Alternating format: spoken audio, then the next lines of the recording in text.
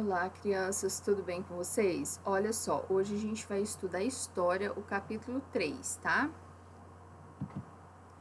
Nosso cabeçalho vai ficar da seguinte forma: Escola Municipal Vereador José Vilhena, Ibiraci, 1º de outubro de 2021. Hoje é sexta-feira. A professora Damares Vilela, turma 4º ano B4, o turno vespertino. O nome de vocês e a data de nascimento.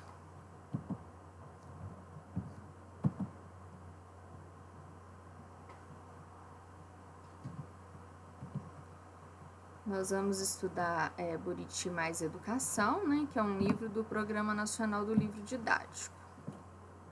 Bem legal, né? Aqui a gente vai seguir. Olha lá, a gente vai estudar o capítulo 3 da unidade 1, tá? A gente vai reforçar alguns conceitos, né, sobre a vida na pré-história. Olha o que a gente tem. Que os seres humanos, eles pertencem a uma espécie animal, né? E o nome dessa espécie é Homo sapiens. E ancestrais a essa espécie, a gente teve o Homo erectus e o Homo habilis. E eles povoaram a Terra partindo da região central do continente africano, né? Então, chegou-se a essa conclusão baseado em pesquisas e em estudos, né? Não é uma coisa assim que surgiu do nada. Então, a gente faz parte, né, a nossa espécie, Homo sapiens, de um grupo que surgiu no continente africano há cerca de 20 mil anos.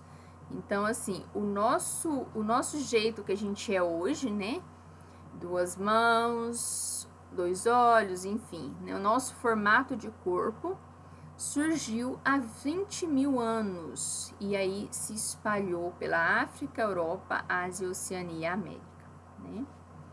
Então é muito interessante a gente observar isso, né? Depois, os primeiros grupos humanos, eles não habitavam apenas um local. Não é verdade? A gente já estudou isso lá na nossa outra apostila, no nosso PET, né? Eles mudavam constantemente e eram nômades, caçadores e coletores. Então, as mulheres, os homens e as crianças estavam sempre andando por aí, né? Procurando alimentos, frutas, raízes e pequenos animais.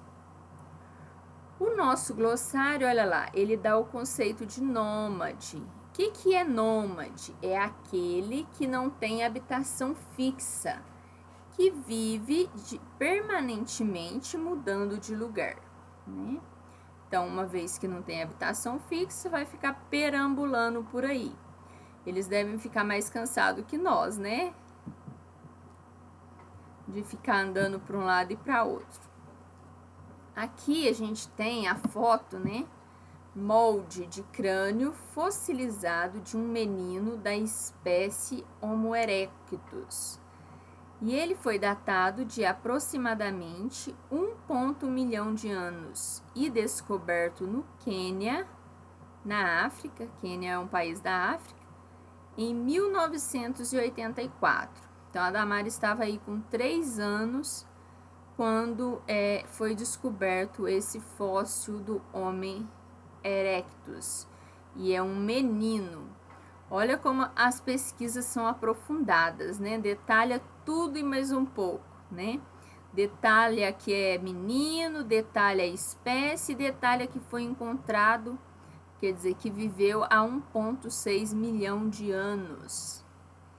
É tempo para dar, para vender, não é? Muito tempo, não é? 1,6 milhões de anos.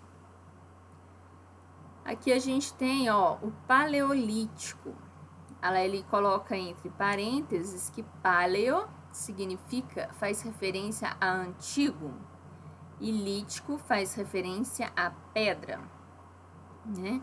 Olha lá o pessoal dentro de uma caverna, né? Vamos ler aqui a nossa legenda para a gente entender melhor. Seres Humanos em uma Caverna, de William Krantz, em 1853. É o quadro, né? A obra é de William Krantz, ele foi feito em 1853. Observando a natureza, os seres humanos perceberam que materiais secos, como galhos e folhas, pegavam fogo facilmente ao serem atingidos por raios ou brasas de vulcão. Olha que curioso, né? Então, o homem descobre o fogo e passa a ter uma vida melhor. Estamos na página 22, né, do nosso livro didático. E aí, esse período que eles, né, os seres humanos, os estudiosos chamou de Paleolítico, ele foi chamado assim porque os antepassados dos seres humanos passaram a produzir instrumentos feitos de pedra lascada, né? Durou desde a formação dos primeiros grupos humanos, né? Então, durou desde a primeira formação dos grupos humanos há cerca de 100 mil anos até cerca de 12 mil anos atrás, né? Então, vamos fazer continha aí, ó. 100 menos 12, então esse período paleolítico durou cerca de 98 mil anos, né? Aliás, 88 mil anos, tá? Isso é interdisciplinaridade com matemática, né? Eu sempre gosto de fazer as contas, tomando referência às datas, para a gente entender melhor quanto tempo que durou aquela coisa, não é? Na nossa história, no nosso tempo histórico, que outro dia a gente estudou. Além disso, né, nessa época dominou-se o fogo, que aquecia o ambiente, assava alimentos e espantava animais. E as cavernas eram usadas como abrigo, né? Não tinha casa como a gente conhece hoje. Então, os buracos da natureza, né, vamos falar assim, eram usados para morar, para dormir, enfim, né? Então, as cavernas eram usadas como abrigo para esses grupos. E na parede dessas cavernas, eles retratavam, né, faziam pinturas retratando o cotidiano dessas pessoas, né? Que a gente também já estudou pinturas rupestres aí, que é pinturas feitas na pedra, na rocha, né? E ele fala aqui, ó, sobre o surgimento do mito na pré-história. Olha que bacana que é. Eles consideram que o cosmo tinha uma alma, né? E aí, o que acontecia? Eles achavam isso porque eles compreendiam de modo simbólico os fenômenos naturais, né? E esse é o fundamento do mundo extranatural em que ele vivia, né? Esse homem pré-histórico, ele desenvolve a linguagem como forma de representar e comunicar. E depois ele desenvolve a pintura e a gravura para fixar essas representações, tá? Então, nesse processo, né, na relação dele com o meio, ele desenvolve mitos, rituais, que vai nortear a ação dele dentro do grupo, certo? Seguindo,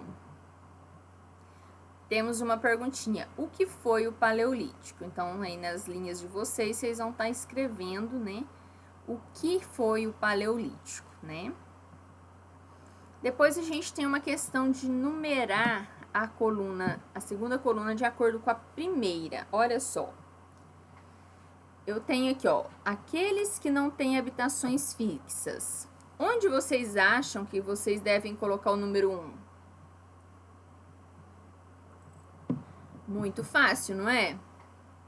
Depois, a número 2. O número 2, vocês acham que vocês devem colocar em locais usados como abrigo no Paleolítico.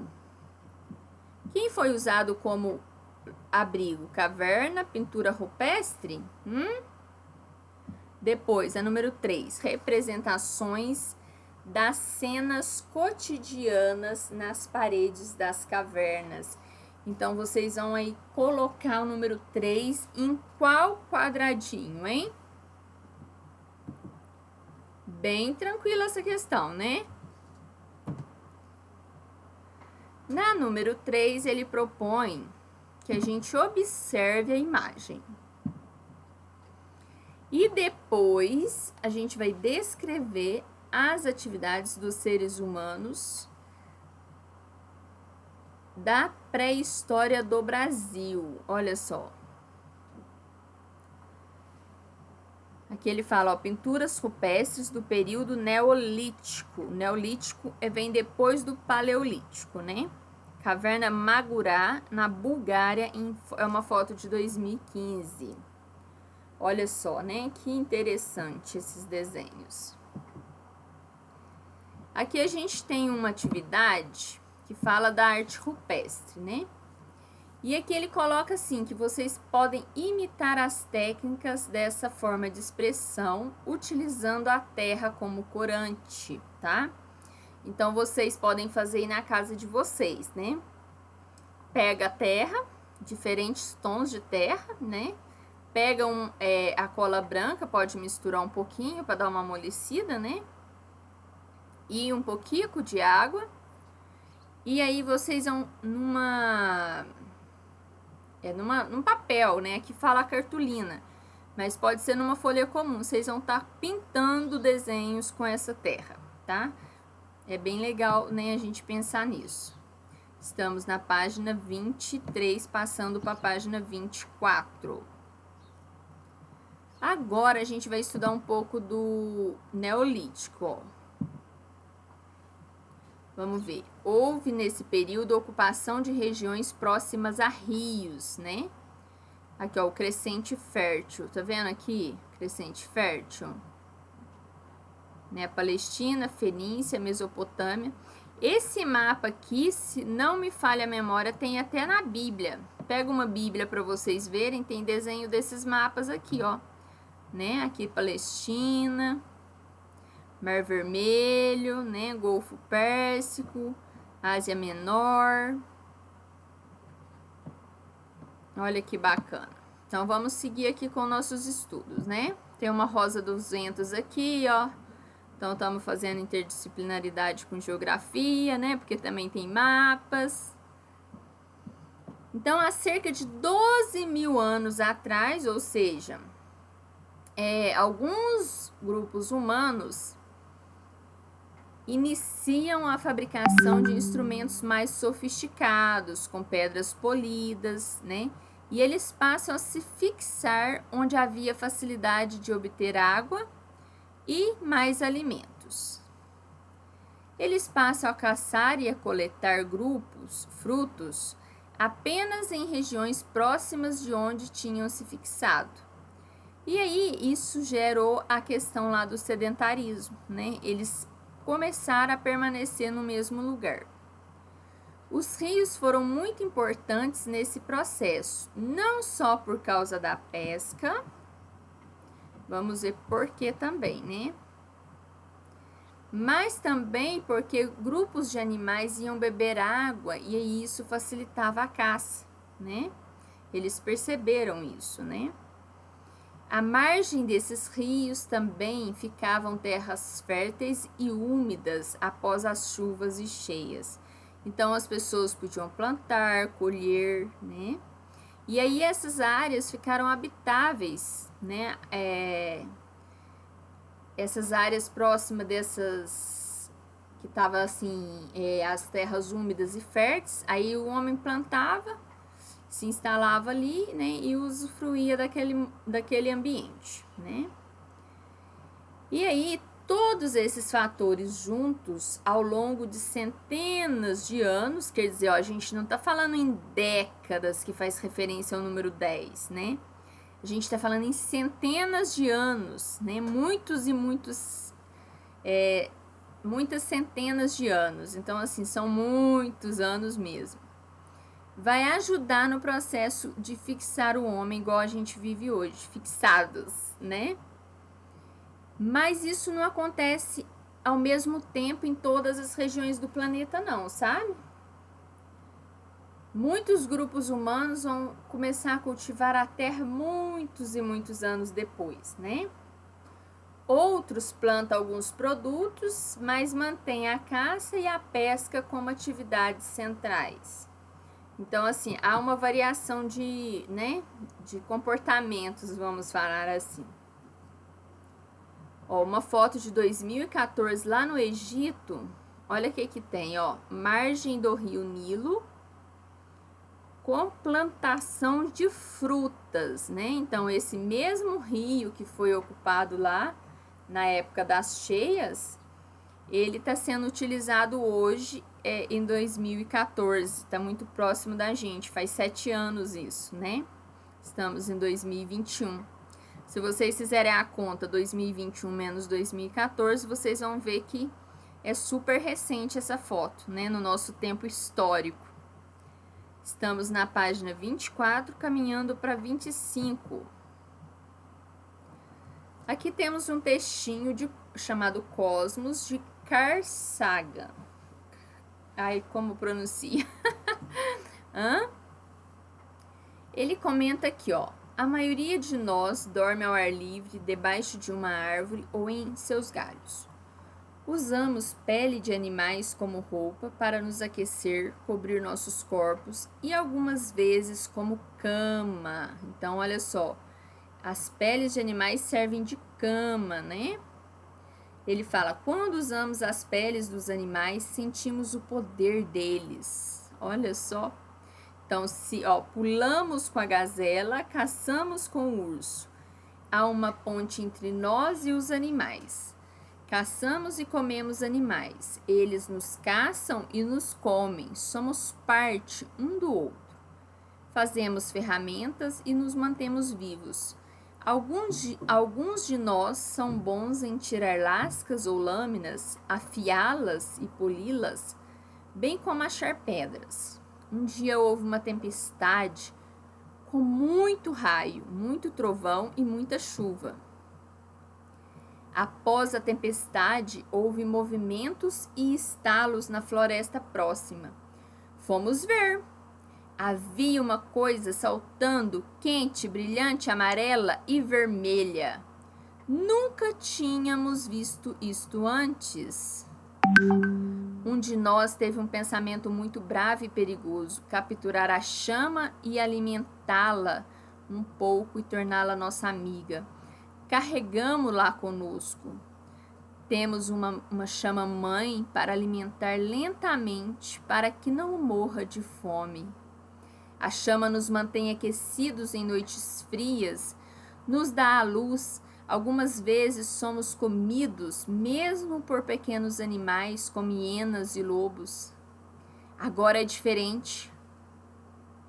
Agora a chama afasta os animais. Nós os vemos ladrando baixinho no escuro, rondando, seus olhos brilhando na luz da chama. Eles têm medo dela. Nós não. A chama é nossa. Cuidamos dela, ela cuida de nós. Olha que texto fofo, né? Desse nosso escritor aí, ó, Carl Sagan. Muito bom, gostei desse texto, né? Muito ilustrativo. Vamos ver aqui uma coisinha.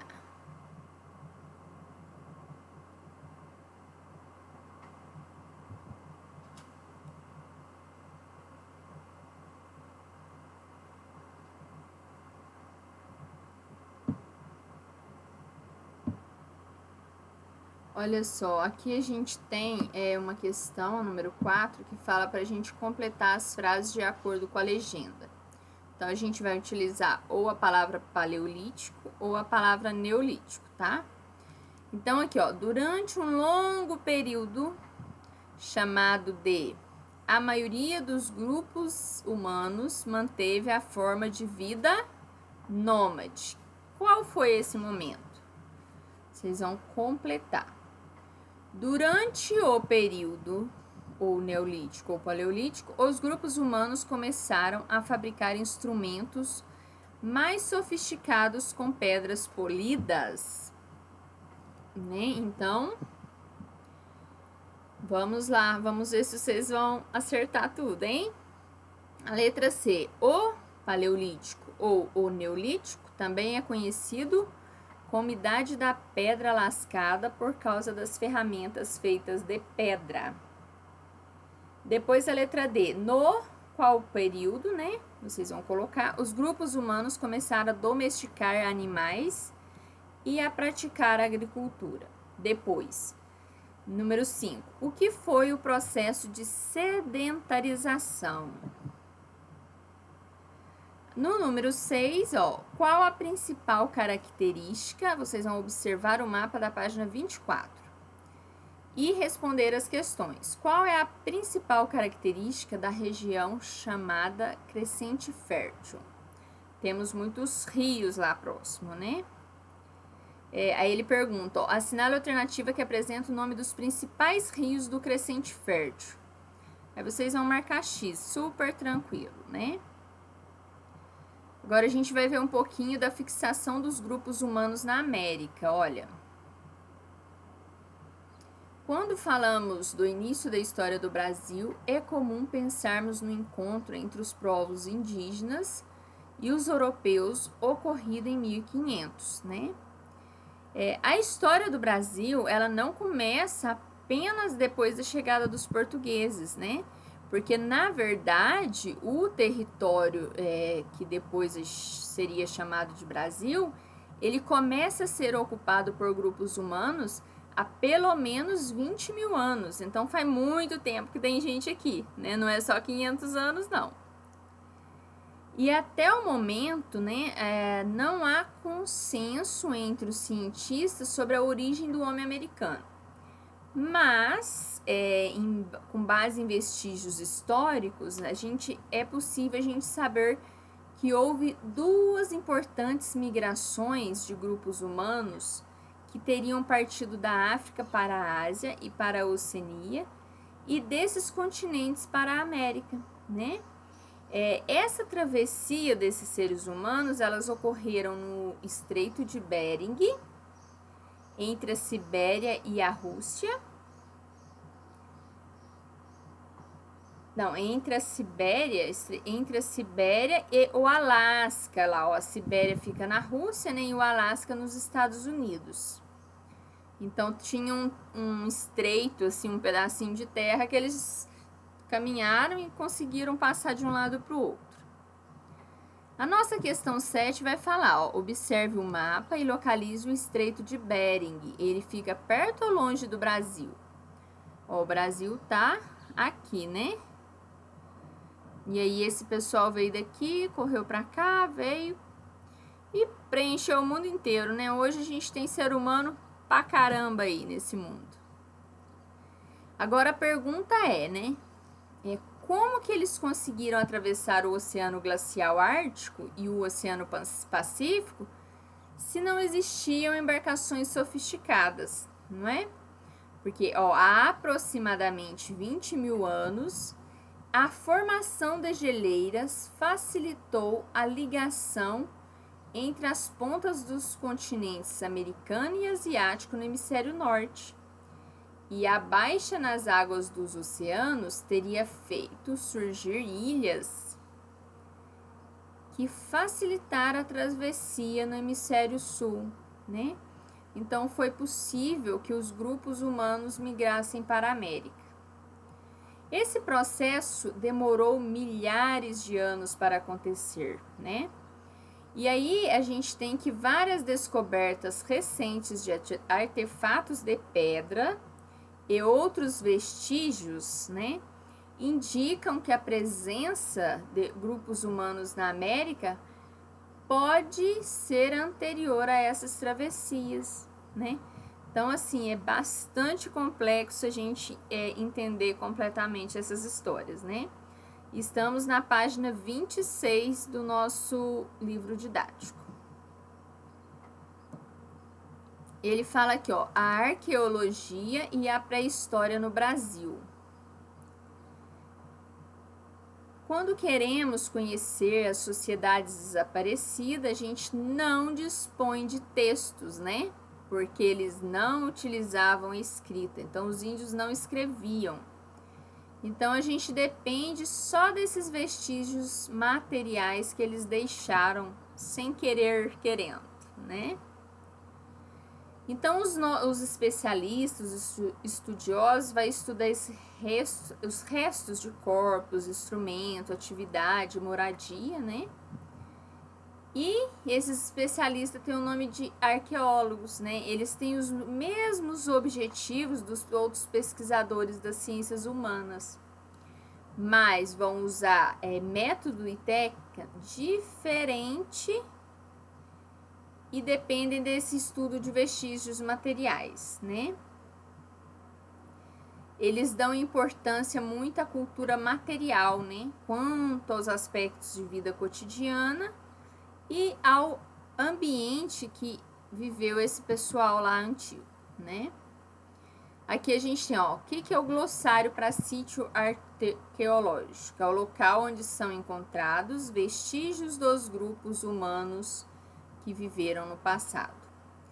Aqui ele fala, ó, que no Brasil a gente tem vários sítios arqueológicos que ajudam a gente a conhecer melhor nosso passado. Um deles é o Parque Nacional Serra da Capivara, que fica em São Raimundo Nonato, no Piauí. A Damaris quer ir lá conhecer um dia, será que vai dar certo? Né? Nesse sítio, a arqueóloga Niede Guidon encontrou pinturas rupestres, restos de fogueiras, artefatos de pedra, dentes humanos e urnas funerárias que têm entre 20 mil e 50 mil anos. Gente, mas faz tempo que tem ser humano na Terra, hein? Mas a descoberta mais importante ocorreu em Lagoa Santa, em 1974. O que aconteceu? Uma equipe de arqueólogos encontrou um crânio que tem cerca de 11 mil anos, né? E ele pertenceu a uma jovem mulher que tinha entre 20 anos, cerca de 20 anos, e 1,5 metro de altura. Olha que legal. Esse pessoal chamou ela de Luzia, né? Então, ela é o ancestral mais antigo encontrado, o ancestral humano mais antigo encontrado na América. Né? Aqui, ó, a reconstituição artística de como deve ter sido o rosto da Luzia. E aqui uma pintura rupestre do Parque Nacional Serra da Capivara, representando animais de caça. Né, os animais que eles caçavam. Vocês vão observar as setas vermelhas no mapa da página 26 e colocar por onde os grupos humanos podem ter se deslocado para chegar à América do Sul. Bem tranquilo, né? Ó, estamos na página 27, falta só 2, tá, crianças? Hoje a gente vai estudar até a 29. Ele coloca aqui, ó, nosso título do nosso textinho é A Origem das Populações Ameríndias. Então, aqui, ó, se uma população asiática contribuiu diversas vezes nesse processo com um número significativo de indivíduos, torna-se bem pouco provável que se consiga distinguir esse cenário de um que assume ter havido apenas uma migração desses asiáticos para o Novo Mundo.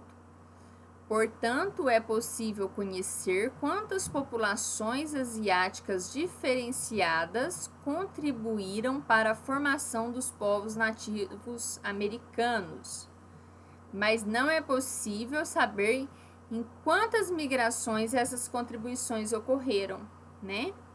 Então, o que ele está falando aqui, ó, que uma mesma população biológica siberiana pode ter contribuído para a ocupação da América por meio de várias migrações, né?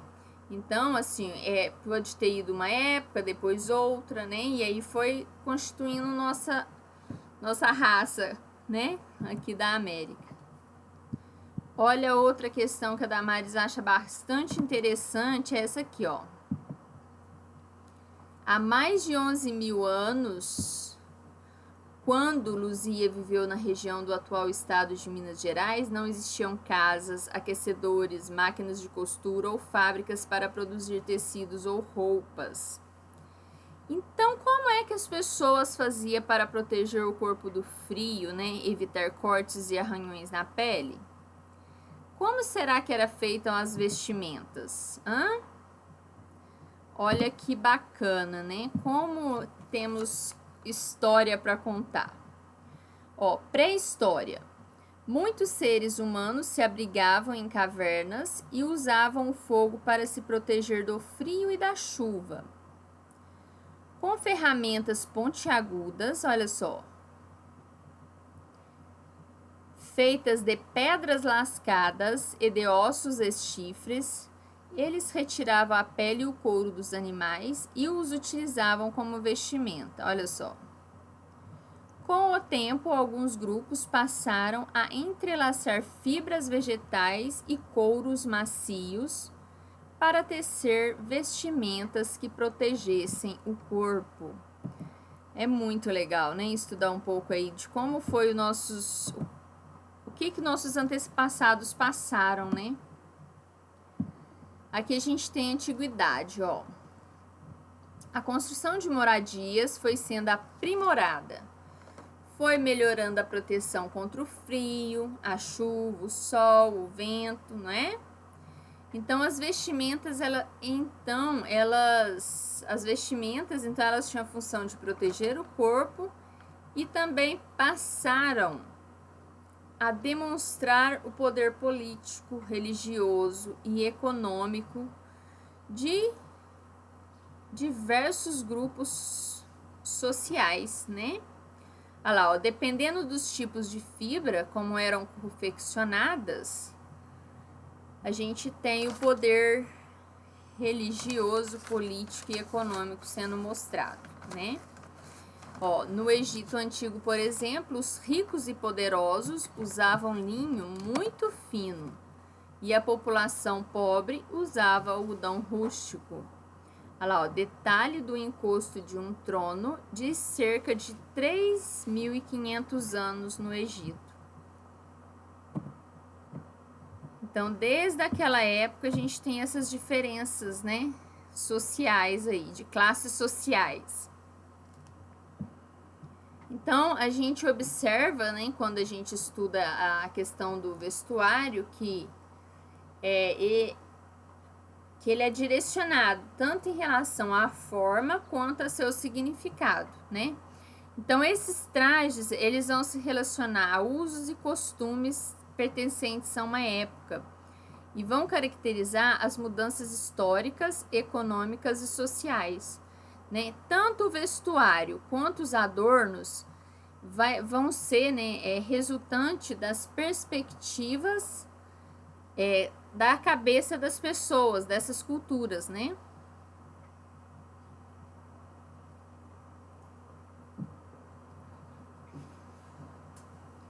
A gente tem que no século XVI, então teve imitação de modos e hábitos, né, nas classes sociais. E isso foi modificando até o século XX, não é? E aí hoje a gente observa isso ainda, né? A questão aí da moda e tudo mais. A gente vai ter comportamentos... Aqui, ó. Ele explica aqui, ó. A partir da definição do ser social, a gente enfatiza fatores de integração ou exclusão social, não é? Porque é tão bom quando a gente vê alguém bem vestido, arrumadinho, não é? Limpo. Aí, de repente, a gente vê alguém assim, sujo, bagunçado, né? Ah, tudo bem, pode ser porque tá chegando do trabalho, aí a gente ainda, assim, aceita, né? Porque vai tomar um banho e tudo. Mas, de repente, alguém tá tão desleixado que a gente fica até com dó, não é mesmo? Então, a gente tem que a moda, ela vai diferenciar as classes sociais, não é? E isso é muito curioso, né? Na Idade Média, olha só, mulheres tecendo os fios de lã É um quadro de Crétin Legorais, anos 1300. Aqui eu tenho, ó, que na Idade Média as vestimentas eram produzidas em pequenas oficinas com teares manuais. As agulhas passaram a ser de ferro, facilitando a costura dos tecidos. Porém, a confecção de uma peça de roupa levava semanas e até meses. Eu imagino, hein? A fabricação envolvia diversas pessoas, pois era preciso separar a lã ou as fibras, passar os fios no tear e depois cortar e costurar os tecidos. Grande parte da população adquiria apenas uma ou duas peças de roupa durante toda a vida. Imagina, gente, uma ou duas peças durante a vida é muito pouco, né? Hoje a gente tem bastante fartura de roupa, né? O pessoal doa roupa, enfim. Pode se comprar mais facilmente, né? Então, assim, os reis e as rainhas, porém, possuíam roupas diferentes, muitas vezes feitas com fios de ouro. Ah, meu Deus, olha só. Gostei desse estudo nosso sobre vestimentas, hein? Aqui temos operárias costurando com máquina de costura industrial, Ucrânia, foto de 2017. E ele vai falar um pouquinho mais de história aqui, ó. Anos 1700 e 1800. Então, foi no século XVIII surgiram as primeiras máquinas de costura e teares mecânicos. Mas em meados de 1800 que grandes teares mecânicos foram inventados. Muito bom, hein?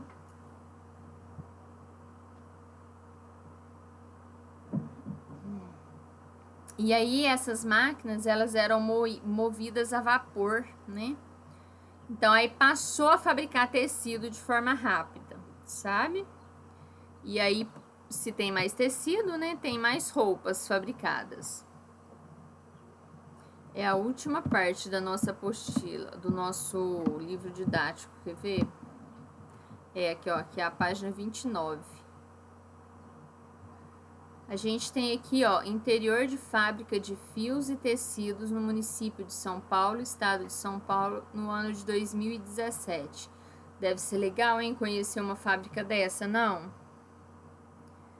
Ele fala aqui, ó, como que é na atualidade, ó, que com o avanço tecnológico, né, a produção têxtil ficou rápida, a gente consegue fazer milhares de peças idênticas, não é? E elas podem ser fabricadas em um único dia. Então, hoje a roupa nos protege e transmite ideias, valores, não é? E varia os estilos, né? Cada um tem um estilo. Uns preferem roupas mais, assim, discretas, outros mais cheguei.